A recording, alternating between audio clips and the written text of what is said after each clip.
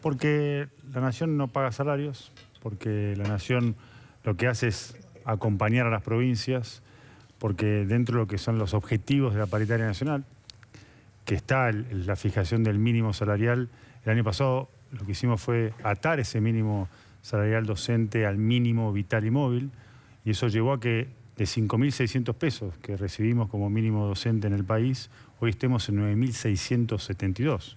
Un significativo aumento que se dio justamente por esa automatización que se le dio a esa... Voy en este punto y paro porque después voy a hablar con el profesor López. Una de las cosas que los sindicatos dicen no se cumplió con la paritaria nacional en virtud de lo que exige la ley, que debe haber la paritaria nacional que establezca el piso a partir del cual después se discuten en cada una de las provincias. Ya se fijó, ese piso el 1 de enero aumentó a 9.672 de acuerdo a la paritaria acordada el año pasado. ¿De cuánto era antes? 5.600 fue el que recibimos, sí, que quedó debajo del mínimo vital y móvil. Fíjese lo que era el salario docente en ese momento. Y ahora es 9.672 porque es un 20% más que el mínimo vital y móvil. Y va a volver a aumentar cuando el Consejo del Salario aumente el mínimo vital y móvil este año, que va a ser en el Ministerio de Trabajo con el ministro Triaca. El otro tema que escuchaba la dirigencia docente nos dice, bueno, pero hay un tema con el incentivo docente que también exige la participación del Ministerio de la Nación. Lo que hicimos, el incentivo docente, había años que se aumentaba y otros que no. Lo que hicimos para garantizar este acompañamiento a las provincias, que el año pasado lo aumentamos significativamente, más que lo duplicamos el año pasado al Fondo de Incentivo Docente, es ahora atarlo a la inflación. Es decir, garantizar que no hay pérdida real del salario. Entonces el mínimo docente, el incentivo docente, perdón, va a estar atado a inflación. Y esto lo saben todas las provincias. Y eso lleva a que de 8.500 millones de pesos que invertía la Nación en salario docente en la Argentina, hoy estemos en 22.000 millones de pesos. Fíjese el apoyo que el gobierno nacional de Mauricio Macri está dándole a las provincias para que podamos tener mejores salarios. Esto, orando las negociaciones, y es como uno entiende que esta dinámica se da en todos los países del mundo, las negociaciones. Ahora, ¿qué hay acá? Acá hay un problema que está por encima, que es uno de los problemas que le ha puesto un foco el gobierno nacional, que es la inflación. Obviamente hay una inflación que claramente va en descenso y que estamos trabajando para que siga cayendo, que genera la necesidad de estas negociaciones. Si no hubiera inflación, estas negociaciones no serían... Ahora, este es un punto muy importante porque primero hay una... Los docentes no pierdan poder de salario.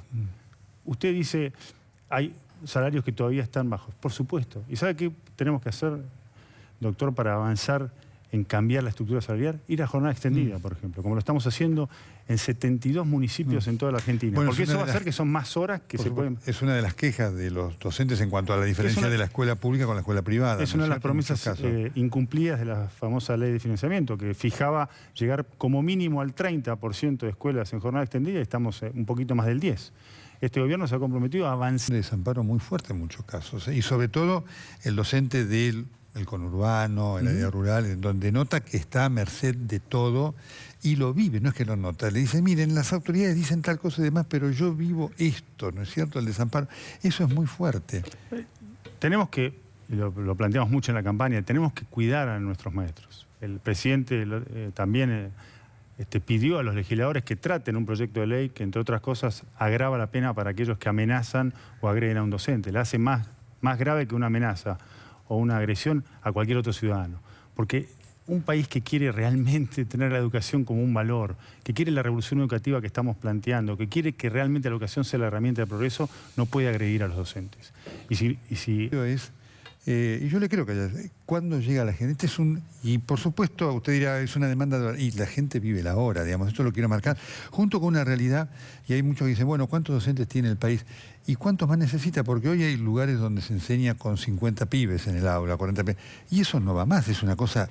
Aulas de ese nivel de cantidad de chicos es inmanejable para cualquier docente, por lo que exige hoy la disciplina, la atención y el dedicarse sobre todo al más complicado, al más difícil, ¿no? Pero ahí es la preocupación, doctor, de tener una profesión que sea una profesión atractiva, para que los jóvenes quieran ser maestros, para que vuelvan a ver al maestro como un ejemplo.